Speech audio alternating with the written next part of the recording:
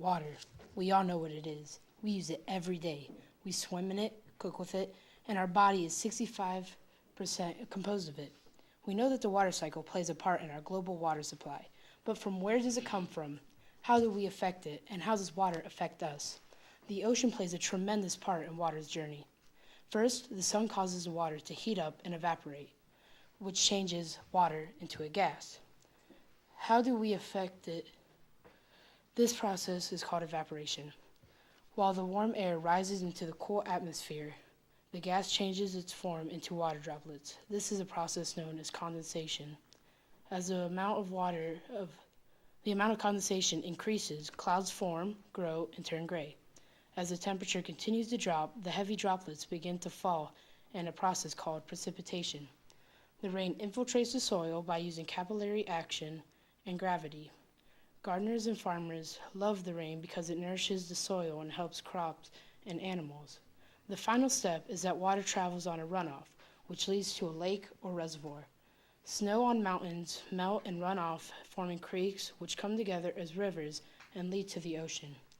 The water can travel in an underground layer of porous rock, sand, or other materials that allow the movement of water between layers of non-porous rock, which also transmits water to wells and springs called aquifers, which lead to the ocean.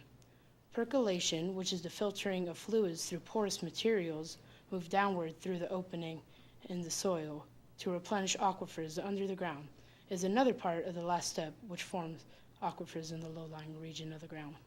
Purification of water also occurs when the water percolates the soil, debris, and bacteria from the surface is generally filtered out. Water may dissolve and take away certain materials. For example, the underground caverns are the result of the gradual taking away of limestone. Groundwater is generally high-quality fresh water because of the minerals that were taken away into it, such as the calcium and limestone. But there are a few exceptions, such as when the groundwater takes materials containing sulfide, arsenic, and other poisonous elements. Gravity then causes the groundwater to move in the aquifers to the surface. Some exit points could be water seeps and springs. The underground springs rise to create small creeks, which to come together as a river and lead to large bodies of water or the ocean. The process of all these steps is called the hydraulic cycle. This cycle happens nonstop and is happening this very instant. These steps continually repeat, but if this process did not occur, we would be without this amazing thing we call water. Without water, we would all be dead. So we need to lessen the wasting of water because it's such an important factor to all living things. Most water used in home and industries in the U.S. is for taking or washing away unwanted materials. We as citizens have a great responsibility to make sure the Clean Water Act is enforced and remains a strong tool. Polluter campaigns, donation, lobbyists, and other job threats are even stronger at the state level, increasingly compromising enforcement of Clean Water Act goals, weakening standards and permits, and creating a race to the bottom. The disproportionate impacts of pollution on the downstream communities are often ignored. At the national level, exceptions have been granted to some of the most powerful and polluting industries.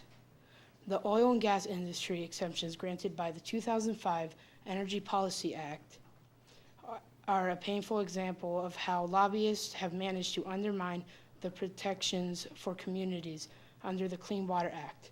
In North Carolina, many coal-fired power plants and other big polluters are allowed variances on how temperature of their discharge, creating hot zones that can kill organisms and cause evaporative loss, which causes water levels to decline of the water downstream.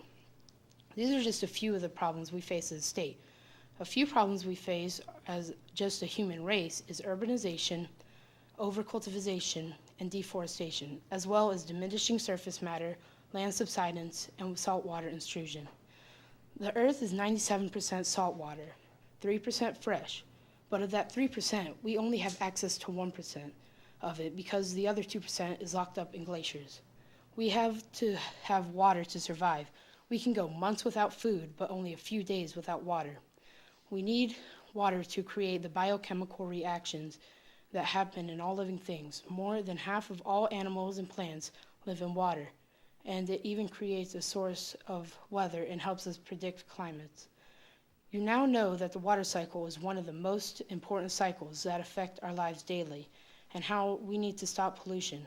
You should utilize this knowledge during your life and don't take water for granted. Others need water, such as the crops, animals, trees, and plants.